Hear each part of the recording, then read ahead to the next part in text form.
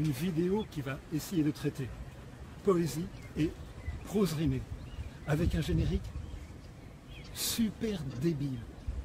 Enfin, vous allez voir.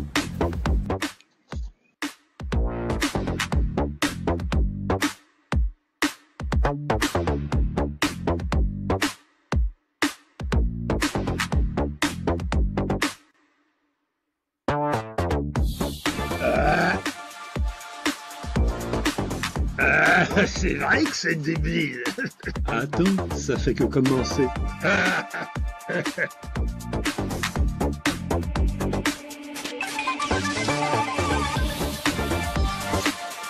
Tu picoles.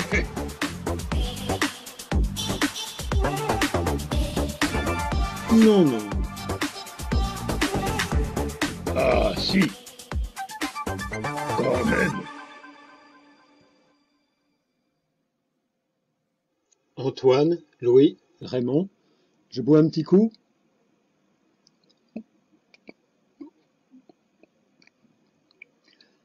Et je place cette vidéo sous la protection de Santa Maria della Salute, Venezia, car ce qui va être dit risque de ne pas plaire à tout le monde. Excusez-moi, j'interromps la vidéo. Attendez-vous au pire, hein. Il y aura peut-être quelque chose, deux, trois choses sérieuses, mais beaucoup de débilisme. On aura Louis, Raymond, Antoine. Qu'est-ce que vous voulez attendre de sérieux de ces gens-là? Vous avez entendu Raymond, regardez, on reprend où on en était. Ce qui va être dit risque de ne pas plaire à tout le monde. Pas plaire à tout le monde. Et t'as besoin de boire et de prier pour te donner du courage. Alors, vas-y, dis-nous ce qui va pas plaire. Le secret de faire des vers, c'est ça? Ouais, c'est ça. Non, le secret c'est une blague, mais écoute. Une blague? Il y a un secret de faire les vers, comme il y en a un de jouer du violon. Celui qui n'a pas le secret fait des vers, il joue du violon, du moins il le croit, et il s'y trompe, et d'autres avec lui, mais il confond ce qu'il croit faire avec ce qu'il fait réellement. Qu'est-ce que c'est que ça? Et c'est précisément posséder le secret. Que de pas faire la confusion. Mais tu te fous de moi. C'est une phrase qui se mord la queue. C'est que des sbroufs. Je reprends, laisse-moi terminer. Et c'est précisément posséder le secret que de ne pas faire cette confusion. Et c'est comme ça que Valérie, tu te moques de nous. Quoi? Franchement, le secret. Et ça me rappelle ce que dit Raymond Broudellier, là, avec sa voix rocailleuse. Hein? Avec la poésie, on va se faire des couilles en or. Moi? Oh, c'est sûr. Arrête de te foutre de ma gueule, toi, pochetron qui passe ton temps à picoler. C'est pas moi qui picole. Si, et puis toi. Oh, c'est pas moi qui picole, c'est pas moi. Si. Non, je veux juste te donner des explications sur ce passage, ce paragraphe du secret. Tu dis que c'est une blague. Tu bois quoi au fait? Morito fraise. Bah, saloperie. Par rapport à la poésie, Poésie et puis le secret. Bah non, tu te fous de moi. Bah, tu tournes en rond, t'es bourré. Arrête de m'interrompre. Je vais m'adresser à Paul Valéry maintenant, directement. Ah, c'est ça, Paul Valéry. Non mais, Tu me laisses? on continue. tu causes à Valéry maintenant? Paul Valéry, ton paragraphe sur le secret est l'une des 100 000 choses que l'on trouve dans ta prose. Mais pour la question de la poésie même, tu es parfois plus concret, moins suggestif. Ah, Exemple, dans ta préface pour l'Adonis de La Fontaine, publiée il y a 100 ans, ouais, ou plutôt à la fin de ta vie, je l'ai lu ça. dans les mémoires du poète, ou encore les calepins, le calepin d'un poète, là je te suis, là. Je m'envole avec toi, tout ce que tu dis est parfaitement observé, et tu dis d'ailleurs toi-même, j'ai toujours fait mes vers En m'observant les faire, mais tu nous fais quoi, toi? La Carsavina, qu'est-ce qui t'arrive? Non, je m'envole en pensant à Valérie, et particulièrement aux 4 inscriptions qui figurent toujours au fronton du palais du Trocadéro. Et il n'y a pas beaucoup de poètes qui ont l'honneur de voir leur sentence inscrite au sommet d'un lieu si prestigieux. Mais je vais t'en parler de ces 4 inscriptions, je t'en dis un mot, tu veux bien? Esplanade du Trocadéro, Tour Eiffel, immense perspective courue de millions de touristes. J'ai consacré toute une vidéo à ces inscriptions, mais je vais faire remarquer quelque chose. Oui, cet endroit m'est particulièrement cher, m'a toujours fortement impressionné. Et ce texte que vous voyez là-haut, l'un des 4, quand je l'ai découvert, lui aussi m'a surpris, mais pas pour la même raison que les 3 autres. Il m'a surpris parce que il est très prosaïque. Il est très prosaïque. Et j'ai mis du temps à comprendre. Tout homme crée sans le savoir, comme il respire. Mais l'artiste se sent créer, son acte engage tout son être, sa peine de bien aimer le fortifie. C'est dirigé contre les surréalistes, bien sûr. Là, je vais demander à n'importe quelle personne de m'improviser un texte, et ce sera un poème. Je la paierai pour ça. Ça ne marche pas comme ça, la poésie. Voilà, c'est la petite leçon de Valérie, et voilà pourquoi il est si prosaïque, si net et si affirmatif. Tout homme crée sans le savoir, bien sûr. Cette personne très charmante peut dire un poème, peut l'inventer en quelques secondes. Comme il respire, par l'imagination, tout ce qui passe par la tête, moi je ne sais pas. Cet enfant qui va monter sur le banc, tout ce qui se passe ici, et matière à poésie, tout, voilà, c'est marche, que je vais monter à cloche-pied. Non, monte pas à cloche-pied, reviens. On revient où on en était là. Tu disais, Valérie, j'ai toujours fait mes vers en m'observant les faire. Et puis quoi, j'ai toujours fait mes vers en m'observant les faire. Et il ajoute malicieusement, en quoi je ne fus peut-être jamais poète. Mais aujourd'hui comme hier, les poètes c'est que des copains entre eux. Il n'y en a pas. La pire chose qui pourrait arriver en poésie, c'est un poète. Je ne te connais pas. Je ne Te cache pas, tu penses comme moi, que ce soit ceux qui riment encore, ils font du sous Hugo, que ce soit ceux qui riment plus, ils font du sous Rimbaud, et marché, et printemps des poètes, et mercredi du petit palais, ça apporte que dalle, ça stagne. Ça stagne? Ouais. Assume tes paroles, je ne te suivrai pas jusque-là. Hypocrite. Ton Valérie, là, c'est le premier à dire qu'il y a gros à parier que des vers sont mauvais. Et puis déjà, Rimbaud, que tout le monde imite, parce que il en avait marre, il n'arrivait plus à faire des vers, il disait que c'était que de la prose rimée. Écoute-le, tout est prose rimée, un jeu à vachissement et gloire d'innombrables générations idiotes. Quand tu dis des choses comme ça blesse les gens. C'est pas moi qui dis, c'est Rimbaud. Ils sont pas en sucre, les gens. Oui, l'expression vive de ce qu'on sent, les jugements sévères, les injures. Ça n'a aucune importance. Mais n'oublie pas que des gens, ils sont sensibles quand même. Sensibles, sensiblement coincés dans l'académisme XXe siècle qui ils voient même pas.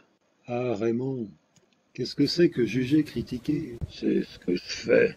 Un homme, un être mortel juge un être mortel. Ouais, zéro jugé par néant. J'ai écrit là-dessus. Oh non, là tu vas un peu fort quand même. Quoi? Non, je me permets de te le dire. Pourquoi se tourmenter de ce que pense un autre lorsqu'il n'est point chargé d'écrire nos menus? Ce qui nous appartient ne reste-t-il pas nôtre? Nos êtres, nos cerveaux, leur piètre contenu. D'accord, mais non. Non, Raymond, tu sais bien que Rimbaud a continué à faire des vers. Au début, il a essayé de rimer, essayé de sortir des platitudes rimées de son temps. Il n'a pas réussi, il est tombé de la prose rimée dans la prose tout court. Tiens, faut que je te le répète ou quoi? Tout est prose rimée, un jeu à vachissement et gloire d'innombrables générations idiotes. Racine est le pur, le fort, Racine, le grand. et ça, c'est pur. Pareil, Prose Hermitage. Prose, pas prose, mais Dans la vallée du Rhône, présente quoi? Instant vignoble, aujourd'hui, Prose Hermitage. Tu déconnes, Un excellent vin. c'est Je prose. suis désolé. Je vous ai dit que cette vidéo vous réservait le pire. J'espère que vous y trouverez quand même le meilleur. Pas évident d'essayer de mêler la blague et le sérieux. Arrête, stop. Oh, arrête de picoler, je te demande pour Racine. Il est bon, Racine. Racine, pas le vin. Rimbaud, il sépare.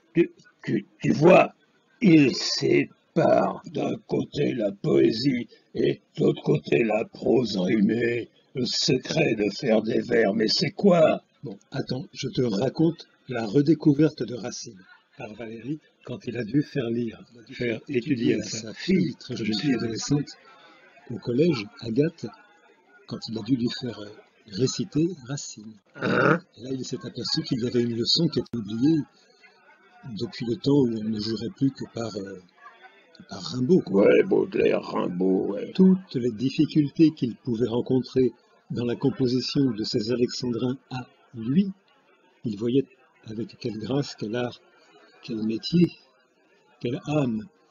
Racine les avait surmontés dans les siens. Ah bah tiens, Loué sur le plateau, je sais pas ce qu'il fout. Bah il m'a raconté un truc de Stravinsky à Paul Valéry. Ils avaient des points communs dans l'esthétique. Il dit comme toi que Valéry, il redécouvrait la leçon de trucs anciens, de Racine, classicisme.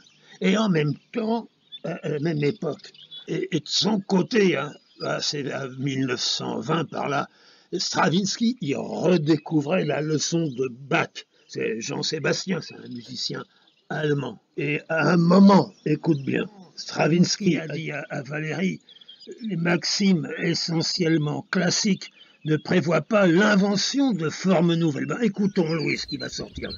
Le monde n'entre pas volontiers dans le costume que nos langues essayent de lui créer. Le monde n'entre pas volontiers dans le costume que nos langues essayent de lui créer. Quelle que soit la qualité de la coupe, quelle que soit la qualité du tissu. Une petite référence au grand siècle, 17e, Malherbe. Ah, quand même. Et Racine, donc. Au grand siècle français, on tente à une performance formelle aussi exigeante que sont puissantes les passions qui l'inspirent. Au siècle dernier, le 20e, Surréaliste. lui, il arrache, il déchire tous les vêtements. Mais je crois que ce qui inspirait Malherbe, comme ce qui inspirait le surréalisme, c'est la conscience de notre condition verbale, la conscience de notre conditionnement verbal.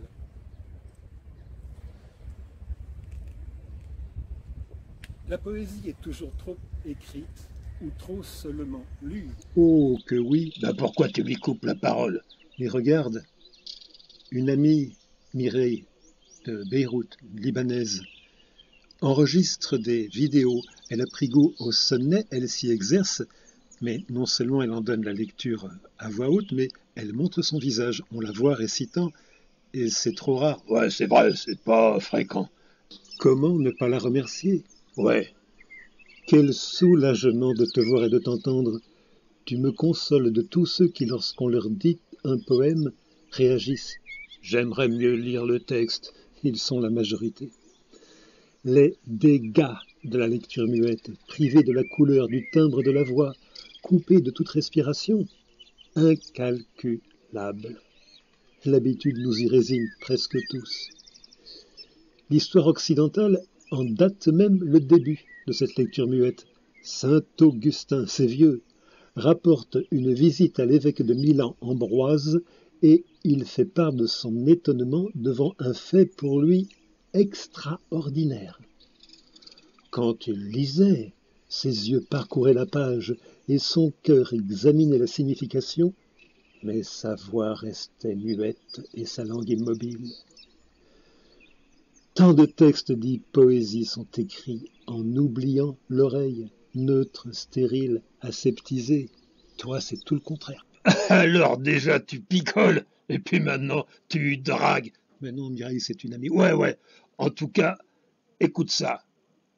Je crois en vérité que nos pères ont trop lu et que nos cerveaux sont faits d'une pâte grise de livres. Qui c'est qui a dit ça? Valérie, Valérie. nos pères ont trop lu. Ouais. Nos pères, oui, mais pas nos grands-pères, nos ancêtres. Dans la préhistoire, nos ancêtres parlaient, marchaient, il peignait, mais il lisait pas. Bah, il lisait le ciel, le nuage, le vol des oiseaux, les faces de la lune, tout le truc pour la culture, quoi. Ah, mais là, c'est une lecture franchement physique, tout aussi bien que l'écriture et la lecture poétique conçue par Louis sont physiques. Chorégraphie du mouvement des lèvres, de la langue, des vibrations du larynx. Du coup, il dit que la poésie est trop seulement écrite. Oui, trop muettement lu, mais dans l'oreille maintenant. Le premier à m'en apercevoir, j'en viens à considérer toutes les vidéos que je poste comme des poèmes, même la vidéo complète, pas seulement le texte qui est dit, non, l'ensemble. Et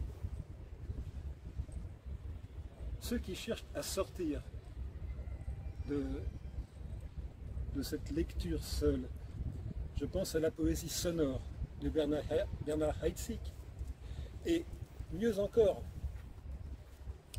poésie numérique de l'excellent Jacques Danguy. Très très beau livre. Moi je dis que c'est le livre, le poème. La mise en page, tout est beau. La qualité du papier, tout est superbe. Même on ne le lirait pas, je plaisante, hein, mais on ne le lirait pas, c'est quand même un poème. Oui, tout ce que vient de dire Louis, Raymond me semble assez juste. Le besoin de sortir d'une langue ressentie comme un enfermement, la soif de s'en libérer commune aux poètes de tous les temps. Et sur ce point, l'excellence, la singularité d'un Jacques Danguy. Je pense qu'il va y revenir. Mais j'en avais pas fini avec la leçon de Racine. Mais ce Louis lui-même, crois-tu qu'il l'aurait découverte s'il ne s'était pas tenu 10 ans éloigné de toutes les manifestations poétiques auxquelles on le conviait? Il n'en était pas du tout attiré d'ailleurs. Ah ouais, d'accord. S'il s'était pas éloigné de tous ces clubs, toutes ces sociétés de poètes, il aurait... Chut, non, non, je t'en prie, ne recommence pas. Ben quoi alors? Non, je t'en prie, reste correct, n'en rajoute pas. Reste respectueux. Eh si, pourtant. Simplement, comment veux-tu que, sans cette période d'études, de travail, il est acquis la sensibilité et la culture qui, d'un côté, sont sans doute la moindre des choses pour quelqu'un qui s'occupe un peu sérieusement, un peu professionnellement de poésie, Et la technique. mais dont on remarque que ces cultures, ces sensibilités sont très peu partagées. Bah ouais, ça. Mais le Louis, là, bah tiens, regarde-le. Il a déjà une grosse tendance à se prendre pour Apollon. Alors regarde, si tu parles de sa culture et de sa sensibilité, bah regarde-le, il va plus se sentir pisser. Le relativisme qu'il est courant d'entendre professer cache bien souvent une ignorance foncière. La doxa est à l'incommensurable et à l'absence de critères objectifs. Puis, comment croire, comment espérer que des personnes qui n'ont gardé des études secondaires que Baudelaire et Rimbaud puissent avoir conscience de ces chantantes contraintes raciniennes, de ces dansantes entraves, Non, des qualités d'une poésie épurée. ils peuvent pas. Et là, partager la sensibilité de Valérie, qui dit « Ce qu'il me semble que je puisse changer à peu de frais dans un ouvrage est l'ennemi de mon plaisir, c'est-à-dire ennemi de l'ouvrage. » Attends, tu peux redire ça? Un poème qu'on te montre et tu vois que tu peux l'améliorer. Il vaut rien? Attends, tu peux préciser? Tenez, j'ai sous les yeux Mémoire du poète. Valérie y oppose la prose à la poésie. Je passe directement à la poésie. Je vous lis cet extrait. Bon, montre aussi la prose, je voudrais bien voir ce qu'il en dit, ouais. Attends, j'ai soif. Encore ça. Hé, Valérie, alors? Rien qu'un petit coup. Mais tu fais que boire. T'en veux pas? Mais non, Elle mais... est bonne. Oh, Vas-y, profite. Ah, t'as tort. Hein. tu La fatigues. vidéo risque d'être longue. Hein. Il faut prendre des forces. C'est toi qui es long. Tu m'écoutes, là?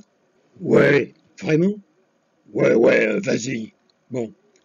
En parlant comme il fait de la poésie, et il en parle plutôt bien, M'énerve. Valérie n'en évoque pas moins comme en creux la prose. La différence est immense. Alors, écoute attentivement. Paul Valéry, la poésie. C'est le son, c'est le rythme, ce sont les rapprochements physiques des mots, leurs effets d'induction ou leurs influences mutuelles qui dominent aux dépens de leur propriété de se consommer en un sens défini et certain. Il faut donc que dans un poème, le sens ne puisse l'emporter sur la forme et la détruire sans retour.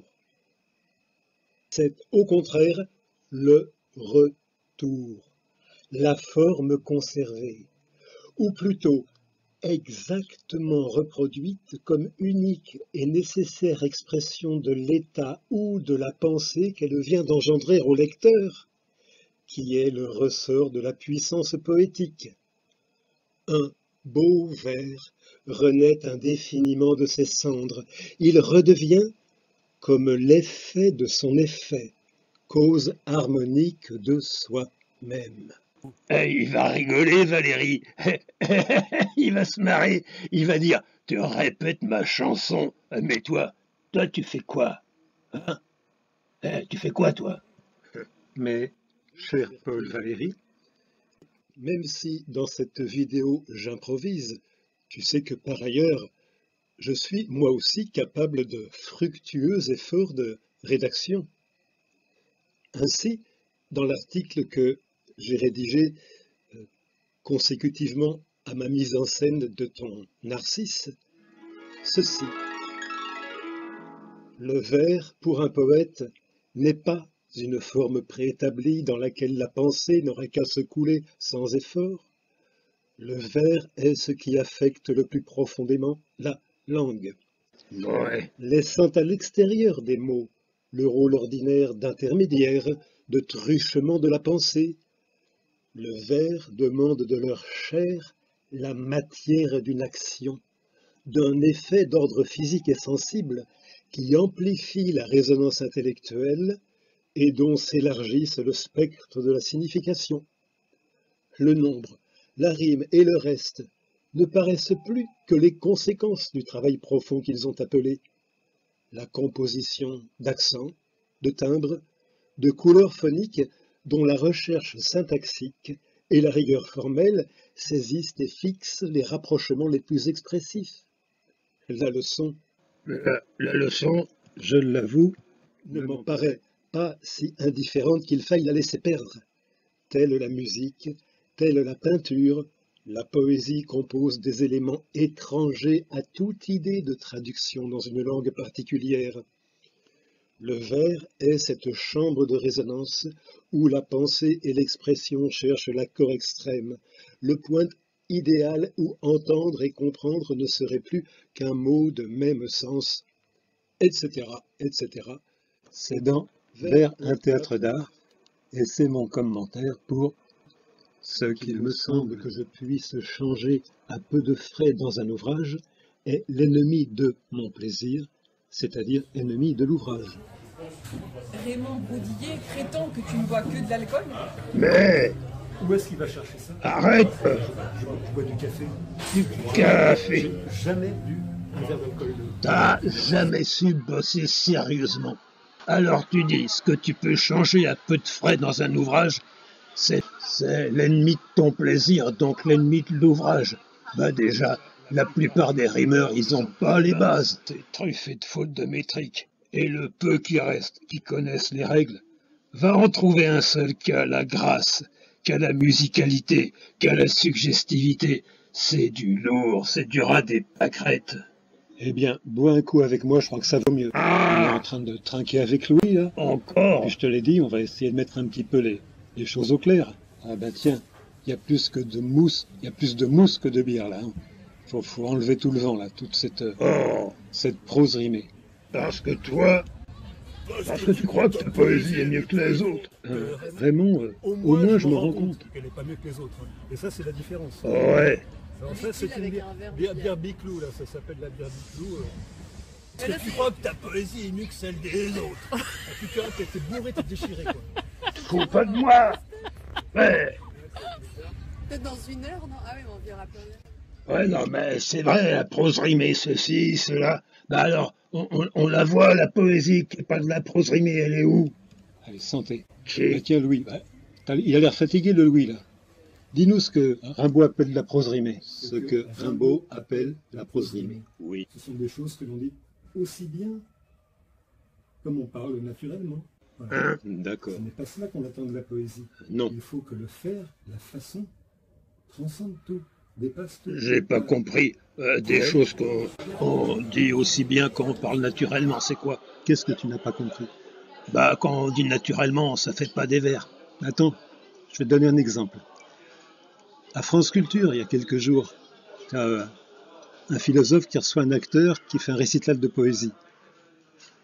Exemple, premier vers qui est dit à cette émission, ils appellent ça le chapeau de l'émission, écoute bien. Jeunes gens, prenez garde aux choses que vous dites. Ah, moi j'ai un coup, ça me fiche un coup, il n'y a pas plus moche, pas plus prosaïque que ce genre de phrase. Jeunes gens, prenez garde aux choses que vous dites. Vous me croyez pas? Regardez. Le philosophe et le comédien étaient émerveillés. On y va? Alors Raymond et tous, cramponnez-vous. Jeunes gens, prenez garde aux choses que vous dites. Tout peut sortir d'un mot qu'en passant vous perdite. Ah, le passé simple, là, il tombe, hein, on n'est pas surpris. La bonne grosse rime délicate. Tout, la haine et le deuil. Et ne m'objectez pas, on n'objecte rien du tout, ça c'est du faux naturel, c'est vraiment ça la prose. On peut aussi bien le dire sans mettre une petite rime tous les 12 coups. Que vos amis sont sûrs et que vous parlez bas. Écoutez bien ceci, allez, encore un hémistiche de remplissage. Tête à tête, en pantoufle. Oh non, oh non, oh non, non, non. Ah, la cheville, la grosse rime qu'on voit arriver. Porte close chez vous, sans un témoin qui souffle. C'est, franchement, Raymond, c'est pitié. Bah ouais, pitié. Tu sais de qui c'est? Bah, dis-moi. Ça, j'ai reconnu immédiatement. C'était de Victor Hugo. Certainement un grand romancier. Enfin, comment peut-on considérer ces vers comme de la poésie? Comment peut-on considérer qu'il s'agisse d'un poète? Franchement. Ah bah, on peut pas. Hein. Ah bah non, moi je peux pas voir ça, c'est de la poésie. Alors maintenant, toi, Raymond, et vous qui regardez cette vidéo... Ouais, qu'est-ce que tu vas faire? Ah, je sais que ça ne se fait pas, mais bon, j'aimerais mieux ne pas le faire. Je vous emmène au pavillon gracieux. Bah, qu'est-ce que tu vas nous dire encore? Juste enfoncer le clou, poésie et prose rimée. Le romancier Hugo est extraordinaire, mais le poète, qu'il peigne en vers la profonde misère des indigents, ou les foudres tonitruantes d'un Jéhovah, sa volonté d'émouvoir ou d'impressionner est aussi grossière que sa manière est lourde, pompeuse, clinquante, premier degré, incapable d'être suggestive. Et quand il s'imagine révolutionnaire pour déboîter l'Alexandrin, il ne sait pas que Pierre Laudin des Galliers le faisait 200 ans avant lui pour... 200 ans avant lui pour s'amuser. Ah bah finalement tu fais bien de picoler et de faillir. Hein. Ah bah oui, là je touche vraiment à l'idole. Mais toi Raymond, tu t'es bien foutu hier d'Anna de Noailles, c'est pas mieux? Ah, c'est vrai. Enfin, du Victor Hugo, on en fait en 10 minutes, tiens. Écoute, on va imprimer ce texte pour s'amuser. Ouais, fais voir. On va le lire comme il est écrit. Hein. Voilà. Trouve le qualificatif. L'auditeur peut trouver le qualificatif. C'est toi qui l'as fait. Un poème, pardi. Je n'ai que 10 minutes. À 14h20, voyez, je ne mens pas. Rassemblant les tambours, corps, trompettes et flûtes, d'Apollon, dieu des vers, je me mets sur les pas. Quel sujet, voyons voir? L'océan sous l'orage, l'histoire de la France ou les œuvres de Dieu? Ah, c'est Hugo. La misère du peuple et l'odeur du potage. Les vers coupés, mais n'importe où, sauf au milieu. Ah, Ah oui, ça c'est pourri. Hein. Il se croit révolutionnaire en faisant ça. Bon. pourri. Concession à la facilité, j'en parlerai plus tard. Ah, la muse m'appelle et sa voix me transperce. Je ne sais que chanter, je ne sais que choisir, ou du cri qui nous tue, ou du chant qui nous berce. Mais plus j'hésite et plus augmente mon désir. Ah, le rythme. Un poème qu'on aime, un poème qu'on lise, un poème qu'on loue et par tout l'univers, à l'instar de la lettre écrite pour Élise, dont chacun se récite en chantonnant les vers. T'es con. J'ai reconnu, c'est la marche turque. Oui, c'est ça. Non? Dois-je évoquer l'été dans sa blondeur immense, C'est quoi, où alors? son dôme azuré sur le feuillage en feu? Dois-je chanter l'Empire et puis sa décadence, ou les bonbons donnés à mon petit-neveu? Oh, t'aurais dû me laisser lire avec toi. Tout à l'heure, on lira ensemble. Ô poésie aimée, oui, tout en toi m'inspire. Je perce sans effort tous les secrets du beau. Orchestre symphonique ou xylophone ou lyre, et pas un mal luné, non, pas même Rimbaud, plein de culot ne vient insolemment me dire « Prose rimée !» Oh non, non, on me dit « Chapeau !» Alors, t'en penses quoi? Ça te plaît ou ça te plaît pas? Ouais, les vers sont nuls, la diction est nulle, bah, ça fait une harmonie. Hein. Mais il y a un truc que je comprends pas. Ça a quand même été fait en 10 minutes. C'est pas une improvisation. Attends, chut. Quoi? Mais regarde, il y a le Kubo qui dort. Et il faut le laisser se reposer. Bah ouais, mais alors, pour ma question, vers improvisé? Mais non, là c'est des vers vite faits, du speed rhyming. Mais attends, je dois parler à Kubo. Tu dors ou t'es réveillé? Tu dors? Tu m'écoutes quand même?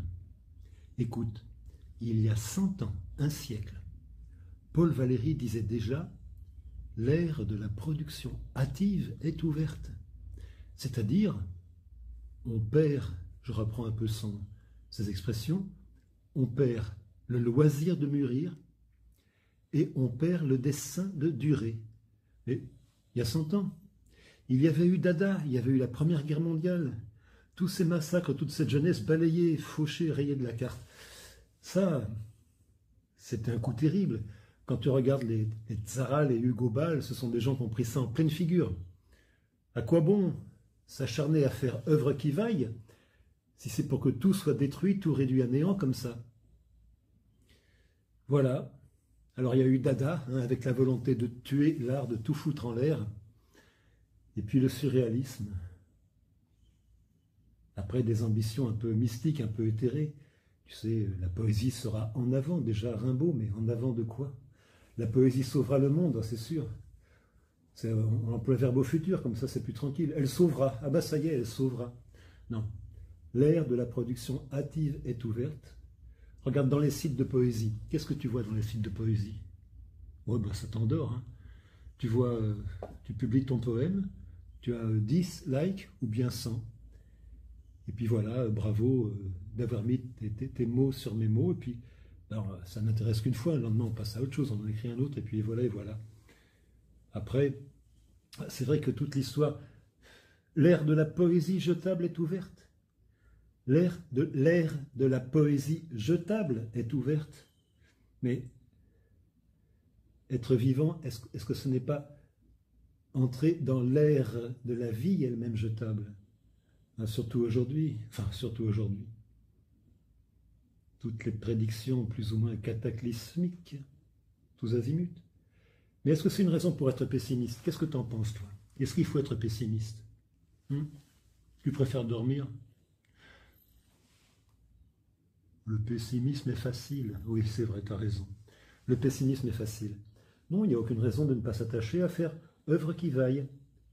Ça n'est pas parce que, par exemple, sur YouTube, tu as à côté l'une de l'autre une vidéo consacrée à l'opéra de Messiaen, Saint François d'Assise, 8 années de travail. Et puis juste à côté de cette vidéo, celle du petit lapin qui saute sur le lit, tout cela, ça devient à peu près, c'est égalisé, c'est à peu près même niveau, même degré d'intérêt, quoi. Peut-être même le petit lapin aura plus de vues que l'opéra de Messiaen. Revenons-en à Paul Valéry. Aux esprits profonds, il est refusé de s'admirer par le détour de la ferveur d'autrui. Ouais, il est sympa ce Kleps, j'avoue, bah, je sais qu'il est kiff Valéry. Et puis Racine, je l'ai vu dans ta vidéo, c'était quoi déjà? Oui, bah, je Je lui ai lu le récit de Théramène. Ouais, il était ému jusqu'aux larmes, là. Il faudrait que les gens regardent la vidéo. Ah, c'est un chien, vraiment. Mais j'en reviens à ma question, t'as pas répondu. Poésie vite fait, poésie jetable, là, du sous-Hugo, même du Hugo. On peut en faire à la chaîne.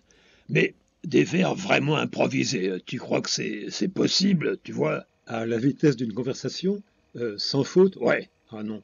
Enfin, on va demander à Louis, mais non, ça me semble difficile. Oh, mais bref, je ne me lève pas, moi je reste là. Hein. Je crois entendre au loin le bruit de cette école. Ce n'est pas pour ma part un bruit dont je raffole. Un pro? Vraiment, ça, Rostand, il le laisse. Hugo aussi. Franchement, j'aurais honte d'écrire une chose pareille. Bah oui, mais alors, pourquoi tu le fais? Ouais, pourquoi tu le fais? Je le fais pour les amis. Non mais attends, tu vas pas nous faire ton sketch en entier ici, là, j'espère. Ah ouais, arrête ça. Voilà ton sketch pour tes copains. On a déjà toute une vidéo qui s'appelle Poème pour pissotir, où tu mets toute ta prose rimée. Et ça... Mais ça, c'est un... Oui, ses copains lui demandent des fois de faire des soirées comme ça. Il en fait beaucoup, en plus. Explique. Les amis les ont gardés, mais moi je m'en fous un peu de ça, c'est vraiment du vite fait. Oh. C'est parti. Ah mais non, mais tu vas pas le lire. Louis, poète délirant. Non, attends. Oh. Attends. En plus, on peut déjà en lire plein de ces conneries de prose rimée, là. Sur Facebook, au pavillon, il y en a plein. Non. Arrête. D'autant plus qu'à l'eau froide, Bon. la voix rétrécie. Nul. Pas question. On va abréger tout ça. Hein. On boit. C'est moi qui fais le montage, alors on va sabrer tout ça. Allez, tchac. Je sens un million. On va Mon boire. chant vous trouble? Pas du tout, ça nous trouble pas du tout. Et allez, tchac. J'ai soif. Louis, c'est Mozart. Mozart, on assassine. Ou mieux, c'est Baudelaire avec son albatros. Il veut charmer le monde, il tombe sur un os. C'est Il con. vole tel l'oiseau plus haut que les nuées. Débile. Et des hommes ingrats croulent sous les huées. Oh, le remplissage. Mozart. Et Baudelaire, et beaucoup plus encore. Son albatros à lui, je dis qu'il vaut de l'or. Ah, Il y en a marre. On va boire un coup dehors. visage, beau visage, à la fois chair et sève. J'ouvre les yeux sur toi, non que ma nuit s'achève, mais le soleil pareil qui par tes traits se lève, en m'éclairant le vrai de cette part de rêve. On sort Jean Baudelaire, il nous l'a fait 1000 fois. Tiens, écoute, oh, ça suffit. Ouais, je connais. Perplexe à la lecture était le peuple d'Albe. Ouais, Pourquoi donc Baudelaire aime-t-il cet oiseau? on s'en Leurs fout. gros jabots ont beau ne pas manquer de galbe, d'albatros. Désolé, d'albatros, albatros. Oh là là. Ah, c'est un jeu de mots. D'albatros, désolé, d'albatros, albatros. Ça Et suffit. maintenant les ping-pong dialogués faciles. Ouais. C'est à ça que je t'embrasse. Le lourdeau. Jeu de mots pénible. Un pur moment de grâce. Cucu. Louis vaut à lui seul tous les auteurs du bac. Cucu la praline. Pour Lamartine et pour son fameux lac. Encore ça? Si je connais Tu ce peux lac, pas couper le c'est son. vers son athétine. Qu'on me les Il nous endort. Monte sur le ring. Lamartine, un poète Debout. incroyable. Moi je le résume en 4 vers. Oh non. Réveille-toi. Si je connais ce lac, ses vers sont ma tétine. On me Tétine. les colle en bouche, me voilà speechless. Speechless. J'adhère, oui, je colle au lac de De Lamartine. Martine. Comme est collé, scotché, Nessie. Loch Ness, ça suffit. Je colle au lac de Lamartine, comme est collé, scotché, Nessie à son loch. Mort. Ce genre de choses, on en fait autant qu'on veut. Je eus ma longue traîne des vapeurs de l'Écosse. Un quatrain qui pourrait être écrit par un gosse. Déjà, Rostand. mais voyons, c'est l'abus d'apéro. Ce Lascar nous enfume avec son numéro. Edmond Rostand. Au caramel, un Dupont d'Isigny. Le beau verre de Louis l'est au verre de Vigny. C'est pas faux. Prenez la mort Que- du caramel. poème interminable. Eh bien, en 4 vers, Louis le met minable. Pas évidemment. Tu parles. Ça aussi, il nous l'a fait 100 fois. Regarde. Les chasseurs d'ici. Adieu, Causse Quercy. Vous n'avez plus de charme. Cause Les chasseurs Quercy. d'ici. Le loup, c'est le hot shot. Le vrai, le grand, le beau, le seul, le haut fait d'armes. Mais moi, la mort du loup m'ôte l'amour du lot. Stop! Bon, allez, on passe à la poésie ou quoi? Antoine, Raymond, ils sont si nuls que ça, mes quatrains. Bah, tu fais pas avancer, ça stagne. Ouais, c'est pour les EHPAD, quoi. Mamie fait du tricot, papy rentre à l'EHPAD. Tu nous endors. Non, t'amuses et vulgaire et ta reine tarie. Lourd. Louis chante aussi bien l'animal que la plante. Pénible. Il trouve ces quatrains d'une façon charmante. Dis-nous donc, s'il te plaît, celui fait ce matin. Celui sur quel sujet? Celui fait sur le teint. Tous les bouches-trous de la prose rimée, quoi. La honte. Ce gros herbier qui en fait, ce gros herbier ce bizarre herboriste ne contenait en fait rien d'autre que du thym. Liste de simples donc, on ne peut plus simpliste. Ce gars, pour tout herbier, un album de thym, pousse-toi, thym. C'est un boxeur, Tintin. Tintin est mi-lourd. Ah, mais t'es pas mieux que Louis, toi, dans le genre idiot. Ah, ça va. Un album de thym. Bon, je laisse filer, jusqu'à la fin. Pourquoi? Buvons ce truc. Ah non. Jusqu'à la... Malheur aux curés qui sont devenus des cloaques d'impureté. C'est le message de la Vierge de la Salette. Et cette vidéo est sous le patronage de Santa Maria della Salute et de Venezia. Que des beuveries. Oh. Le vin respire. Il Il est inspiré et il inspire. me sens rajeuni. J'ai jamais été si heureux. Bon, poésie, prose rimée, on continue. Un homme heureux. Les rimes de Louis sont dignes d'un Malherbe. Le rythme de tous les jeux nous change en papillon. Qu'est-ce que c'est niais? Mon cœur est butiné de leur exquise abeille. Paris bute Chaumont, que n'entendras-tu pas? C'était le 6 juin, c'était donc... Ouais, 6 juin 2023. 6 juin 1606, naissance de Corneille. Pauvre Corneille, de quoi parler durant tout ce repas. J'aime bien Corneille. Ah mais moi j'ai souvenir, je lisais tout. Pendant 10 ans, il fallait bien que j'apprenne, mais je me forçais pas, c'était par goût, par curiosité. Découverte de tous ces textes, ceux que j'avais lus au lycée, qui m'avaient paru des suites de lignes ennuyeuses et sans couleur. D'un seul coup, ça prenait un relief singulier. C'est vrai que j'ai eu de la peine à retourner par la suite dans les textes quand j'ai étudié au lycée, comme le Britannicus et autres. Merci. Fallait pas. Ouais, mais apprendre au lycée, ça nous dégoûte. J'aime vraiment Corneille. Tiens, tout Corneille, le Corneille du début, je ne sais même plus le titre de la pièce.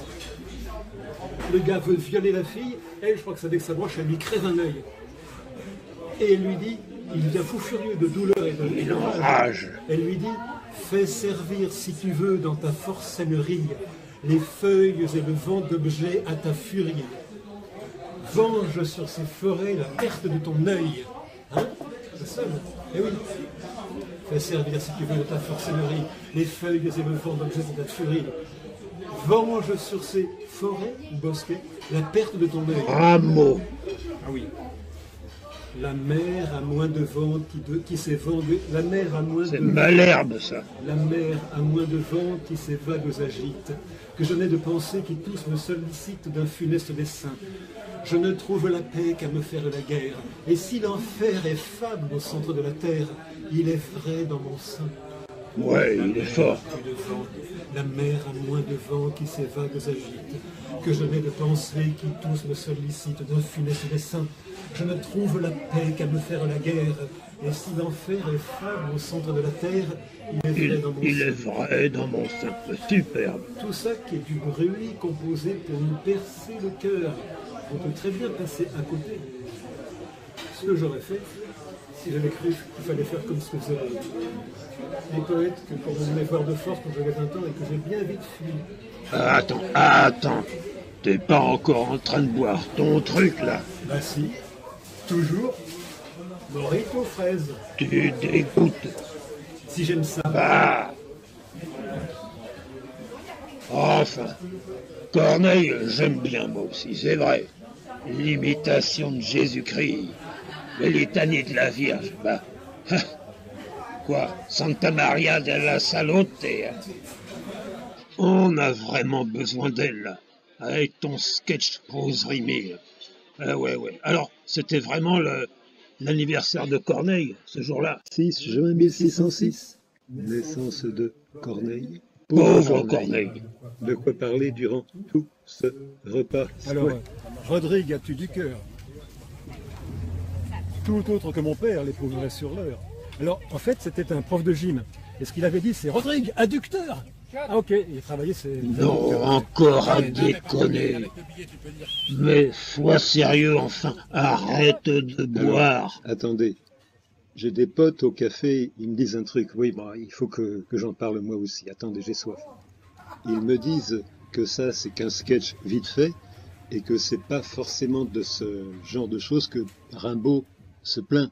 C'est pas ça qu'il appelle prose rimée. Alors attendez, on y arrive. C'est Regardez. pas que ça. On a évoqué la mort du loup.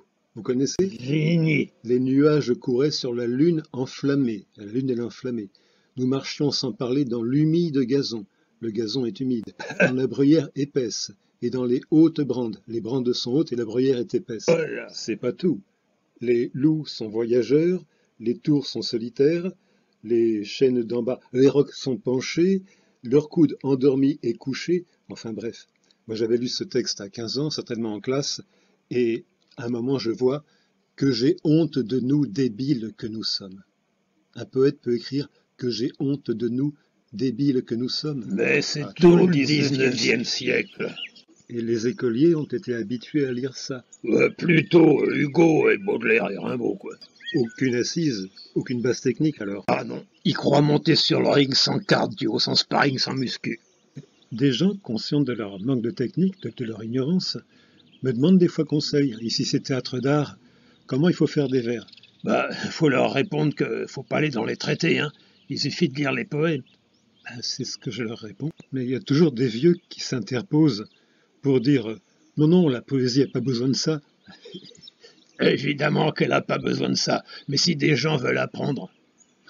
ça les met en colère, on ne sait pas pourquoi. C'est trop bête. Toi qui es copain avec les curés, finalement, va dire à la Salute une petite prière pour moi, là. Et puis, présente-moi un peu à ceux qui regardent la vidéo, ils ne me connaissent pas. Mais si, ils te connaissent. Non, allez, fais-le, il faut qu'ils soient prêts à m'entendre, qu'ils soient prêts au massacre. D'accord, je pense que vous connaissez tous Raymond Broudier, l'un des plus grands poètes qu'on ait actuellement, l'un des plus grands pourfendeurs de prose rimée que l'on ait. Hein. Bon, ça le fait vraiment rigoler, la prose rimée. Il est d'ailleurs capable d'imiter tous les poètes, vraiment tous les Lamartine, les Musset, les Vigny, les Baudelaire. Eh oui, Baudelaire, il supporte pas, ça le fait rire. Là, il va se moquer d'Anna de Noailles, mais vous savez ce qu'il m'a dit de Baudelaire? Il me dit, j'imite sa voix. La nature est un temple où de vivants piliers, et les piliers sont vivants, laissent parfois sortir de confuses paroles, et les paroles elles sont confuses. L'homme y passe à travers des forêts de symboles qui l'observent avec des regards familiers. Et ce qui le choque beaucoup, mais il m'a pointé ça, mais je l'avais remarqué aussi, c'est que Baudelaire ne fait pas ce qu'il dit, hein? Ah oui, on est d'accord. Il ne fait que décrire, ça n'a rien de synesthésique. C'est un portrait en plus très mal fichu. Déjà le rythme. Bon, enfin, pardon d'avoir dit ça. T'excuses pas quand même. Notre-Dame de la Salute, protège-moi, Protège-nous. Voici Raymond imité Anna de Noailles.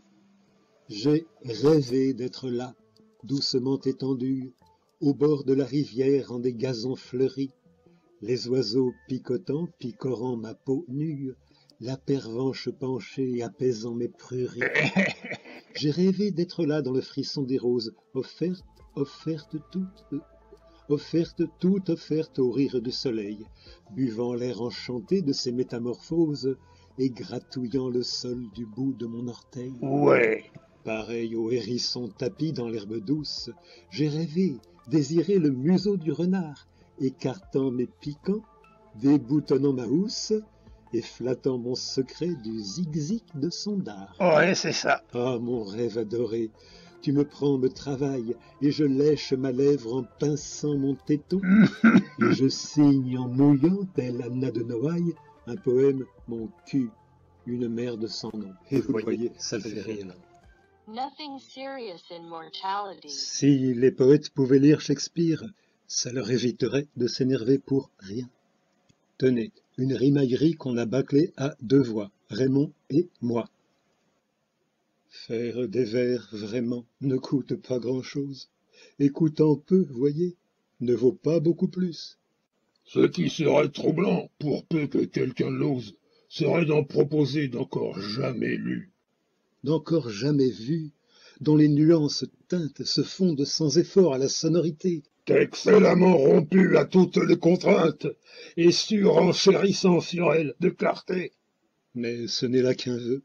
Laissons le joli rêve. Celui qui ferait ça, lui, ne saurait rêver. J'ignore de quel arbre il extrairait la sève, mais j'imagine bien quelqu'un prêt à crever. Faire des vers, Raymond, ne coûte pas grand-chose. On le voit bien ici, du speed writing bâclé, soit 15-16 vers pour un constat morose. La porte du grand art reste fermée à clé. Bien. Avant de passer au chiffre 2, aux tentatives de grand art, retour chez les copains du sketch et réponse à la question « Pourquoi tu l'as fait si t'aimes pas ça ?» Mais si, ça m'amuse. Alors, explique. Je l'ai fait le dernier jour, pourquoi? Parce que j'adore le speedrunning, j'adore rimer à toute allure. Attends Raymond, si tu laisses Louis raconter sa vie, il y en a pour des heures. Il adore parler de lui. Non, il veut juste dire qu'il a bâclé son texte, qu'il l'a donné à ses copains à lire 5 minutes avant qu'il le joue. C'est du déchiffrage, c'est nul. Partager entre les potes, la lecture durait 8-10 minutes. Ah, c'est nul. C'est nul, 2 fois nul. Tu montres un peu les coulisses, là? Ça t'amuse? Alors là, ouais, après c'est au dos, après c'est là et après c'est là. C'est parfait là. Faudrait peut-être accélérer un peu, non? Préparez-vous au pire. Ça commence comme ça. Avec poète délirant. Le poète conquis des charmes de la lune regrette amèrement que le ciel n'en est qu'une. Lune, hélas, au reflet difficile à saisir, d'autant plus qu'à l'eau froide, Ah, mais on la voit rétrécir. c'est pour nous? Ah bon? Ah, j'avais pas vu. T'es sûr? Première lecture, j'avais pas vu. Musique. On te savait poète, on t'ignorait mystique. Mais non, c'est pas porno, c'est juste con. Lourd, Régale. faut accélérer, là. Non, la lune n'a rien de ces fromages mous, sans âme, qui du blanc n'ont rien que l'apparence. Elle est la blancheur même, une candeur immense, dont le poète cueille aux confins de la nuit l'ultime écho du monde et de son cœur. Puis, Bon, on a déjà entendu tout ça. je sens 1 million combien mon chant vous tremble. Vous perdez presque pied, certains même voix double. Tenez, prenez Élie, on voit qu'il est élu, il tremble, il va tomber. C'est juste qu'il a vu. Puis surtout, ça l'ennuie. Le massacre de la déclamation, bon, ça fait rire. Entendre ta bêtise. C'est vrai que ce bordel est sympathique. C'est des pochetrons. Alors tout le monde est paumé, là, ça se voit. Allez Lolo, je veux des clarinous. Alors, Que ces câlins sont Ils sont Ils noyés. ont perdu la page, là. juste un petit baiser. Je leur avais montré l'ordre des pages. Non, elle n'est pas possible. Allez, on va l'accélérer. Régie, Ça changera rien. mais il faut la mettre en x2 ou x4. Régie. Purs alexandrins sont de toute beauté. Oh, il galère à lire. Partageons Régie, avec nous leur grâce, leur clarté. Ils nous emmènent au ciel. mais non, il t'en revit. régie. Oui, c'est Mozart. Mais plus vite. Mozart pour l'assassine, ou mieux, c'est Baudelaire avec Même là, c'est trop lent. Malcourt. Accélère. Il tombe sur un os, et notamment cette comédienne, mais massacrer des vers nuls, ça fait une harmonie. Alors pour ces rimailleries, Je vois un peu où est la difficulté. Il y a des gens comme, j'ai oublié son nom, Jacques Roubaud. Il a publié récemment en alexandrin très approximatif. Quelque chose sur une ligne d'autobus. Et il dit, ah mais c'est difficile, je ne respecte pas trop les règles. Qu'est-ce que ça de difficile de faire des vers aussi faciles? Mais oui, sur la page Facebook qui s'intitule Le Pavillon Gracieux, vous en trouverez des milliers. Et aussi dans la vignette de fin d'écran que je vais mettre, les plus jolis poèmes rimés, pareil. Mais pour faire des vers qui amènent quelque chose de vraiment autre, c'est un travail épuisant. Je ne dis pas que ce que j'ai fait soit parfait, mais il y a vraiment des raisons pour lesquelles ça m'a coûté tellement cher, tellement de temps de le faire. Ah, confidence, tu vas en suggérer une. Sans me donner à moi-même une importance plus qu'il me convient, comme un être humain comme tout autre. Kiniras, le père incestueux de Mira, voilà, dans Adonis, Kiniras, Mira, Charles, Anne-Marie. On a des parents comme ça.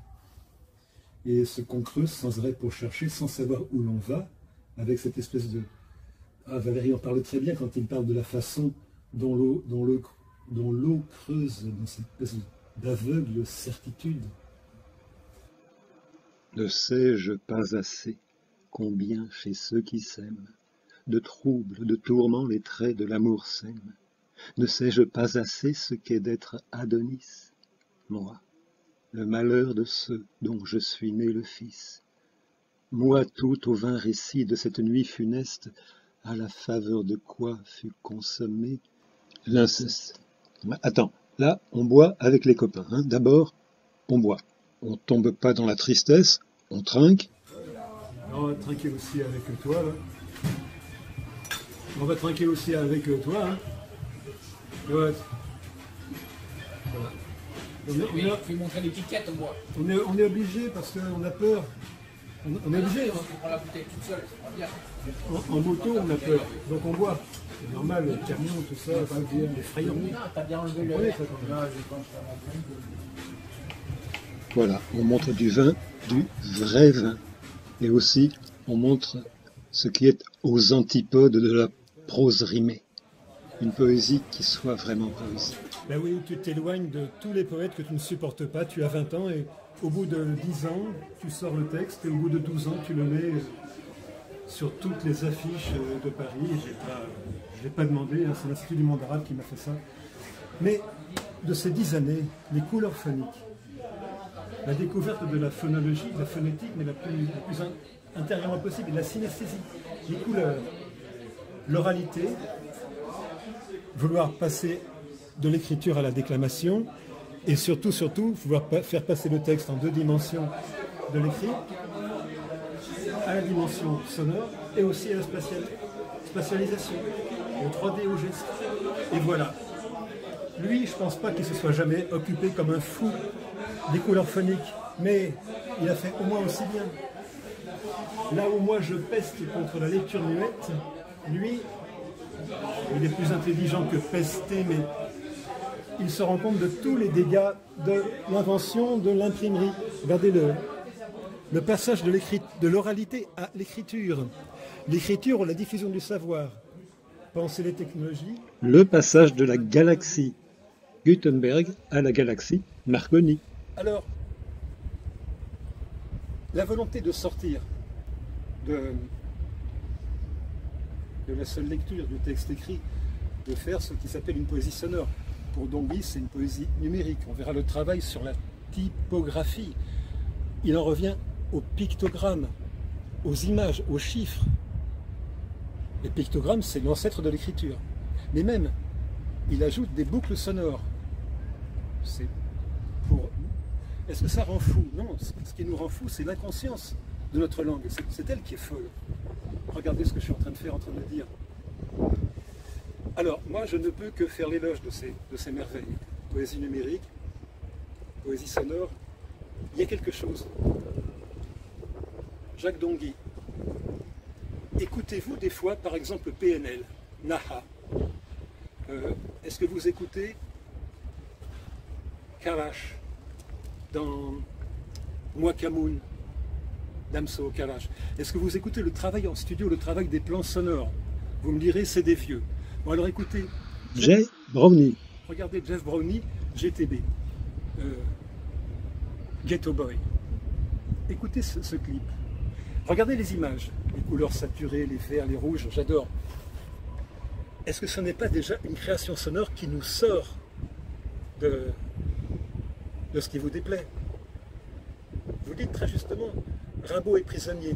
A noir, E blanc, I rouge, U vert, O bleu. Il est prisonnier. Prisonnier de cet alphabet simplet.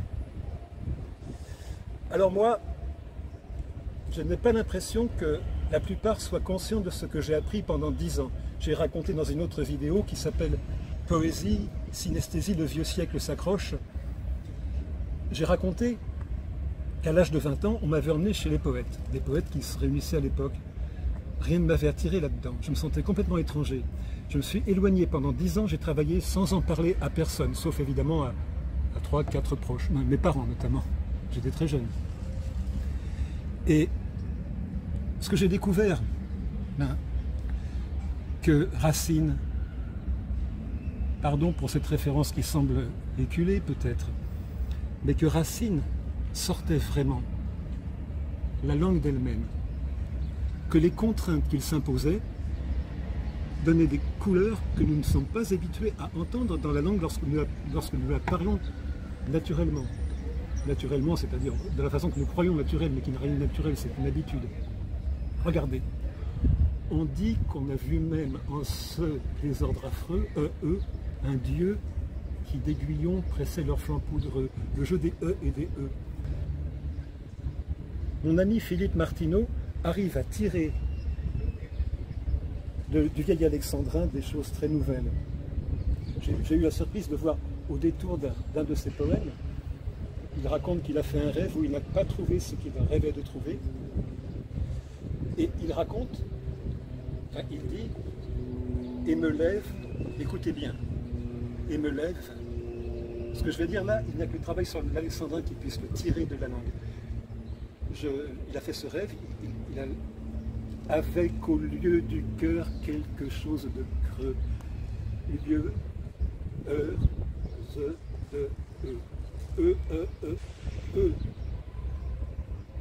lieu, avec au lieu du cœur quelque chose de creux. A-t-on déjà entendu ça quelque part ailleurs que chez Martineau? J'admire vraiment votre soif, la soif de Jacques Donguy, la soif du regretté Bernard Heitzik, de sortir de la niaiserie de l'alexandrin, a fortiori des pires niaiseries qui soient, celle du 19e siècle qu'on a appelé romantique, où c'est vraiment ce que Rimbaud fustige à raison comme une abominable prose rimée. Jeanne était au pain sec et la suite. Comment peut-on prendre ça pour de la poésie? Voilà. Qu'est-ce que je voudrais rajouter à ça? Mais si vous aimez les sonorités en E inattendues et qui échappent à la langue française, écoutez la musique pop, la musique simple, la musique de variété vietnamienne. Vous allez entendre des E avec des E qu'on n'a jamais entendus. Alors nous sortir de la routine, de la prison de nos phonèmes familiers, de cette langue qui nous a été donnée à notre naissance, qu'on a reçue et qui nous emprisonne et qui nous empêche de penser différemment. Nous ne pensons jamais et pour cause quelle pensée notre langage nous empêche de former. Et nous ne pensons jamais et pour cause quelle pensée notre langage nous contraint à former, puisque c'est ce que je suis en train de faire à cette seconde et j'y pense même pas. Et voilà, essayer de sortir de tout ça d'une manière ou d'une autre. Et ça demande beaucoup de travail. Fabrique des segments si courts que, bien sûr, on peut à ce moment-là espérer espérer pouvoir atteindre des sons impossibles, des sons paradoxaux. Je crois que c'est ça qu'on peut espérer d'un ordinateur. On peut espérer une certaine géométrie de l'impensable, une géométrie qui ne correspond pas aux lois physiques naturelles qui nous servent de modèle. Nous sommes tout de même prisonniers, beaucoup plus que nous pensons, de l'attraction terrestre, de la pulsation du sang, du fait que le haut a tendance à tomber vers le bas, du fait que quelque chose qui est en pente descend, etc. Enfin, nous sommes prisonniers des enchaînements des causes, et peut-être que cette prison nous rappelle notre attache au monde, et d'une certaine façon, il faut respecter une partie de cette prison, et peut-être que notre esprit, et peut-être que la musique, est faite pour se détacher de là et avoir cette fonction de nous rendre comme des oiseaux, c'est-à-dire capables de voler, capables d'inverser les lois de la gravitation, capables d'aller instantanément d'un point à un autre, capables d'être finalement doués de performances que seule notre imagination, ou bien nous-mêmes en état de rêve, réalisons par instants très fugaces. Alors, avec de telles machines, on peut simuler, on peut créer ces événements paradoxaux. Voilà ce que j'en espère en tout cas. François Bell, La fin du bruit, 1979, réalisé avec la collaboration de l'ordinateur.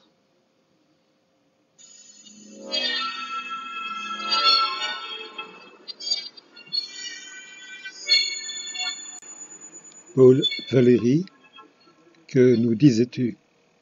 On y revient. Louis? Pour Valéry, j'ai compris qu'il était hors de la compréhension et aussi hors de l'incompréhension commune. Mais je pense qu'il a tiré la leçon de Mallarmé. Il a reçu un peu plus tard le choc de Racine à la fin de la composition de la Jeune Parc. Ça a transformé toute la suite. Il a découvert cette richesse extraordinaire, cette marqueterie sonore dont je parle si souvent. On voit ce qu'il en a fait, notamment dans les fragments du Narcisse. Et on peut pousser, et ça je l'avais dit, à vitesse. Ça lui avait semblé un peu étrange. Déjà, je lui avais fait remarquer que tout Adonis était composé sur le son 1.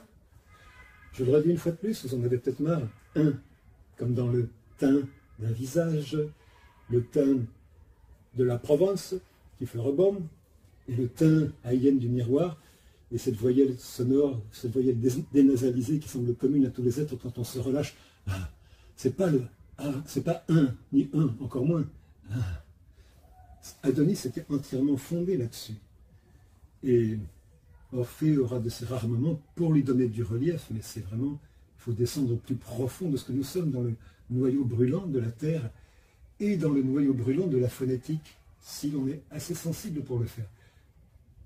Bien sûr, si je prends les 16 premières minutes de la pièce, soit la descente d'Orphée dans la terre, mais aussi, au regard des Alexandrins, la descente dans la phonétique française, c'est un choix qui s'impose à moi comme synesthésique. C'est un vrai forage, un vrai creusement, notamment dans la voyelle nasale en, a, n, que je vois comme fauve, terreuse, ocre. Ici, par exemple. Jusqu'où puis-je, dois-je en te suivant descendre? Dis, jusqu'où voir tomber de ton flambeau la cendre? Ou scintiller, briller du dernier point tremblant de ce qu'on nomme espoir, le pâle froid semblant. Remarquez-vous quelque chose? Branche, vers 3 bois et vers 5. que chaque instant démembre. C'est difficile. Bras de pur bois corfé en arché tant de cambre. La pente d'ocre d'ambre à tant d'antres béants, tant de chaos de roc, tant de caveaux géants, rongeant tous, dévorant, hymnes ou dithyrambes, tant engouffrant d'un coup odes, péons et iambes, en écorchant des côtes, la langue sans élan. Alors, je vous donne la solution, parce que c'est plutôt une énigme. Au vers 3, vous avez entendu scintiller, point. Et au vers 5, instant. Ce sont déjà des incursions parmi ces voyelles nasales en qui sont si précieuses à Orphée, des incursions retour de cette nasale qui a gouverné en grande partie la composition d'Adonis. J'ai déjà expliqué dans l'article Vers un théâtre d'art et dans la vidéo qui en donne la lecture intégrale. Expliquer n'est pas le bon mot. Si ça pouvait s'expliquer, ça ne serait pas intéressant. Ça voudrait dire que la prose suffit à en rendre compte. Disons plutôt que j'ai essayé d'emmener mes lecteurs et mes auditeurs sur les chemins que je découvre avec eux. Un petit peu avant, bien sûr, puisque c'est mon travail. La première question serait: qu'est-il possible à l'homme d'exprimer? Et la conscience de notre conditionnement verbal pousse à une réponse la plus radicale possible, et qui est celle du théâtre qu'on essaye de construire. Et le travail sur la phonétique et par la synesthésie. Un travail qui, en principe, nous éloigne de ce que fustige Rimbaud sous le nom de prose rimée. Eh bien, tenez, je vous invite un peu plus loin dans l'atelier de fabrication. Tout à l'heure, nous avons évoqué les incursions du IN dans le AN. Eh bien, en voici maintenant des inclusions.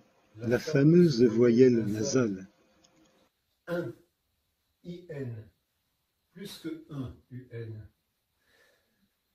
Donc, on m'a tant taquiné à propos d'Adonis, enjoindre à ce vent-ci d'enfin cesser de geindre. Oh, c'était bien, enjoindre à ce vent-ci d'enfin cesser de geindre. Eh bien, il n'est moyen aucun d'en vivre hors d'atteinte. Il n'est moyen aucun d'en vivre hors d'atteinte. C'est vrai que dans les brouillons d'Orphée, j'y viens quand même. C'est pas un grand secret, mais je me suis amusé, ou plutôt c'est la voyelle qui s'est amusée à me ressaisir, à me reposséder. Donc, encore une fois, ce sont des brouillons. Et le partage des voix, des sonorités, le côté hallucinant, le côté hypnotique, que j'espère obtenir par la synesthésie et le travail de l'électroacoustique, est fondu avec le travail de l'écriture. Et donc, si j'en arrive à quelques abus de la voyelle nasale, en voici un exemple. J'appelle, elle, crains ce qu'un tel feu m'apprend. Voir ces épis, ces brins tous ainsi mis en gerbe, et n'en chasser qu'en vain tous les serpents des herbes. En aucun point ton sort d'un autre n'est distinct. Il faut céder sans honte aux ordres du destin, ou bien te faut-il donc céder aux ordres du destin, sans plus, sans moins en toi d'espoir de les enfreindre, qu'il n'ait de soins au vent des arbres qu'ils font geindre, sans plus, sans moins en toi d'espoir d'aller plus loin, où se confond la vie avec ce qui n'est point. Adonis était entièrement fondé là-dessus. Et Orphée aura de ces rares moments pour lui donner du relief, mais c'est vraiment, il faut descendre au plus profond de ce que nous sommes, dans le noyau brûlant de la Terre. Dans le noyau brûlant de la Terre et dans le noyau brûlant de la phonétique, mais tu l'as déjà dit, tu te répètes, attention. Allez, revois un peu ta leçon, reprends, 1h13 déjà. Peut-être une dernière chose sur la difficulté de ce travail. Il n'y a pas de quoi se plaindre. C'est ce que j'ai choisi. Mais c'est autre chose que les Alexandrins du genre.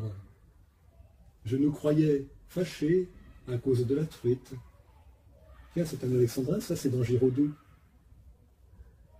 Non, c'est un dialogue. Je nous croyais fâchés à cause de la truite.